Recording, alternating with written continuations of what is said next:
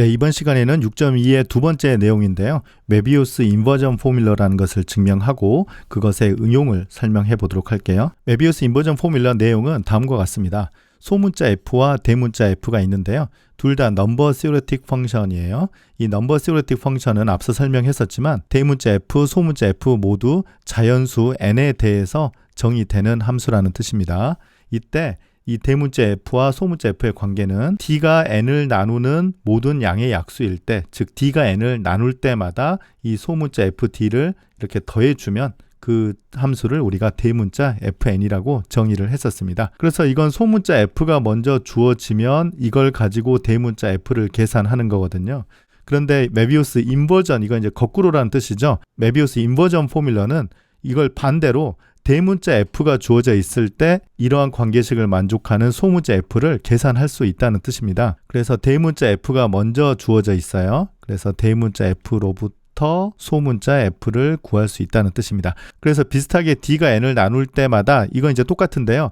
이 그냥 f를 더해주는 게 아니고요. 이 앞에 mu d, 우리가 지난 내용에서 배웠던 메비우스 펑션, 이 mu를 여기에 곱해서 fn 나누기 d를 전부 다 서메이션을 해주면 원래 소문자 f 함수를 구할 수 있다는 뜻입니다. 이 등식 같은 경우는요, d가 n을 나누니까 n은 d 곱하기 d 프라임 형태로 쓸 수가 있고요.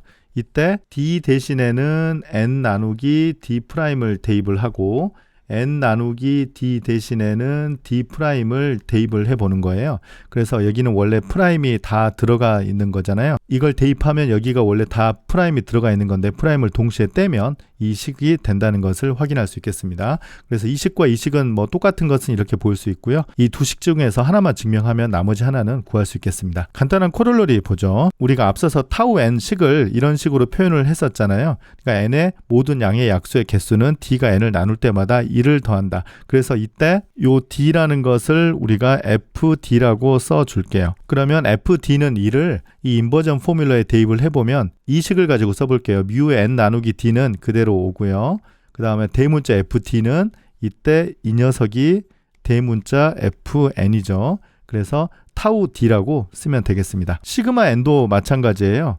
이럴 때는 d가 n을 나눌 때마다 d를 다 더하면 n의 모든 양의 약수의 합이잖아요. 그러면 이 d라는 것이 소문자 fd가 되고요. 시그마 n이 대문자 fn이 됩니다. 그래서 대문자 fd 자리에 시그마 d를 대입하고 mu에 n 나누기 d를 대입해서 다 더해주면 이 왼쪽 값은 n이 된다는 것은 이 세오렘 6.1의 간단한 따름 정리이죠. 그러면 메비우스 인버전 포뮬러 증명해 보겠습니다. 우리가 앞서 얘기한 것처럼 이 두 식은 같기 때문에 이 식이 fn이 된다는 것을 설명하도록 하겠습니다. 그래서 d가 n을 나누는 양의 약수일 때 mu d 곱하기 대문자 f의 n 나누기 d, 이 값을 다 더했을 때 마지막에 소문자 fn이 나옴을 설명하면 되겠는 거죠. 대문자 fn의 정의가 소문자 fd를 더하는 거잖아요. 그래서 여기 n 자리에 d분의 n을 대입을 하고요. 이렇게요. 그 다음에 d라는 파라미터는 앞에 썼기 때문에 d 대신에 c를 대입할게요. 그래서 fc를 c가 d분의 n을 나눌 때마다 더한다. 그래서 이 부분이 바로 f d분의 n이 되겠습니다. 그래서 이 더블 시리즈를 한꺼번에 쓰면요, d가 n을 나눌 때, 그리고 여기는 c가 d분의 n을 나눌 때, 근데 지금 이거는 d가 n을 나누기 때문에 자연수라서 이건 걱정 없고요. 이 더블 시리즈에 대해서 mu d 곱하기 fc를 다 더한다는 뜻입니다. 보통 이제 더블 시리즈가 나오면 많이 쓰는 작전이 이 순서를 바꾸는 거예요. 여긴 c를 먼저 계산하고 d를 계산하는 거잖아요. 그래서 c와 d 순서를 바꿉니다. 그런데 d가 n을 나누고 c가 d분의 n을 나누는 거니까요. 그런데 이것과 똑같은 아규먼트는 오른쪽에 설명할 c가 n을 나누고 d가 c분의 n을 나누는 겁니다. 이건 서로 필요 충분 조건인데요. 한쪽 방면을 먼저 설명해 보도록 하겠습니다. 이쪽 방면을 지금 설명하려고 하는데요. d가 n을 나누고 c가 d분의 n을 나누고, 그런데 이 식으로부터 d분의 n은 적당한 자연수 k에 대해서 c 곱하기 k로 쓸 수 있고요. n은 d 곱하기 c 곱하기 k로 쓸 수 있죠. 그렇게 되기 때문에 c가 n을 나눈다는 것은 바로 보이네요. 그런데 d가 c분의 n을 나눈다는 것은 c를 이쪽으로 넘겨보면 c분의 n은 d 곱하기 k니까 d가 c분의 n을 나눈다는 것이 바로 얻어져요. 네, 그래서 이 아규먼트로부터 이 아규먼트를 증명을 할 수 있었고요. 네, 반대는 c와 d 역할만 바뀌는 거기 때문에 뭐 증명은 똑같습니다. 그래서 이 시리즈를 순서를 바꿔서 이렇게 계산을 할 수가 있어요. 다른 점은 여기는 C를 먼저 계산하고 D를 나중에 계산하는데 여기는 D를 먼저 계산하고 C를 나중에 계산하는 겁니다. 이거 가지고 이제 무슨 차이가 있나 싶은데요. 일단 D에 관련된 식을 먼저 써볼게요. 시리즈 쓰고요. 여기에 D에 관련된 건 mu D가 있네요. 그래서 이걸 먼저 계산해 보도록 하겠습니다. 그런데 지금 이 내용은 mu D를 더하는 거잖아요. 그런데 우리가 앞서 Theorem 6.6에서 mu D의 합은 n이 1일 때만 1이고 n이 1보다 크면 0이다라는 것을 Theorem 6.6에서 증명을 했었습니다. 그래서 지금 여기 보시면 이렇게 해서 mu D의 합인데요. 지금 D가 파라미터이고 중요한 항이 요 항이죠. C분의 n이죠. 지금 여기 중요한 항이 요 n인 것처럼요. 그래서 이 값이 1이면 1이고 1보다 크면 0이잖아요. 그래서 이만큼 식을 우리가 얻을 수 있는 것은 C분의 n이 1일 때는 이 값이 1이고 C분의 n이 1보다 크면 0이 된다는 것이죠. 그런데 우리가 더하는 게 지금 파라미터가 C잖아요. 그래서 C 입장에서 보면 C가 n일 때는 이 값이 1이고 C가 n보다 작으면 0이 되는 거거든요.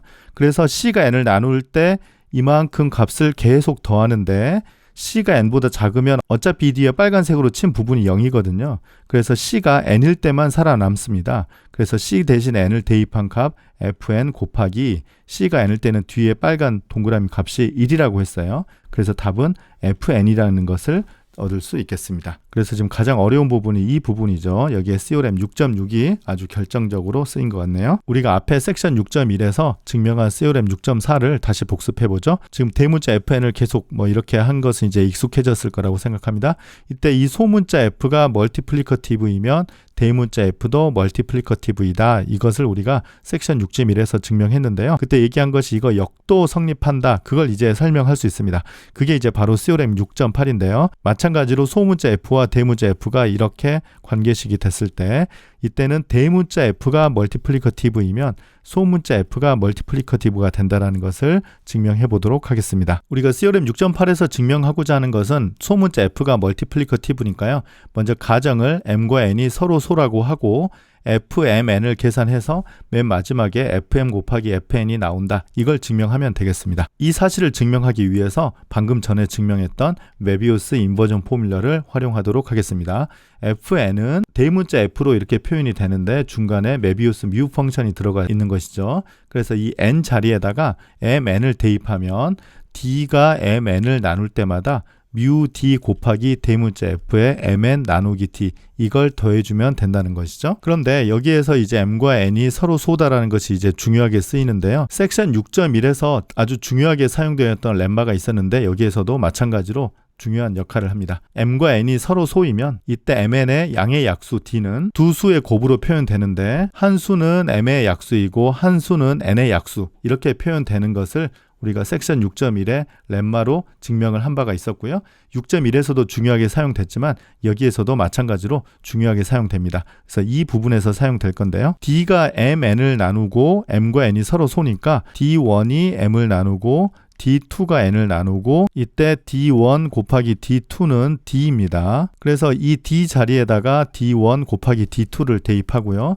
여기도 mn 나누기 D 자리에다가 D1 곱하기 D2를 대입하는데요. D1은 m의 약수이고 D2는 n의 약수입니다. 그래서 이 부분이 바로 위에서 설명했던 렘마가 여기에서 적용이 되는 겁니다. 대문자 f는 멀티플리커티브는 가정이고요. 그 다음에 mu는 멀티플리커티브인 걸 우리가 앞서 공부를 했었어요. 그리고 m과 n이 서로 소니까 D1, D2도 서로 소이고 이렇게 나눠줬던 D1분의 m, D2분의 n 역시 서로 소가 됩니다. 그래서 mu와 대문자 f가 멀티플리커티브라는 사실을 이용하면 mu D1, D2는 mu D1 곱하기 mu D2로 쪼개지고요. 대문자 f도 이렇게 두 개의 곱으로 쪼개진다는 것을 설명할 수 있죠. 그래서 이 더블 시리즈를 계산해 주는데요. 먼저 D2 파라미터로 계산해 주면 D2하고 관련된 것은 mu D2와 대문자 fn 나누기 D2가 되겠고요.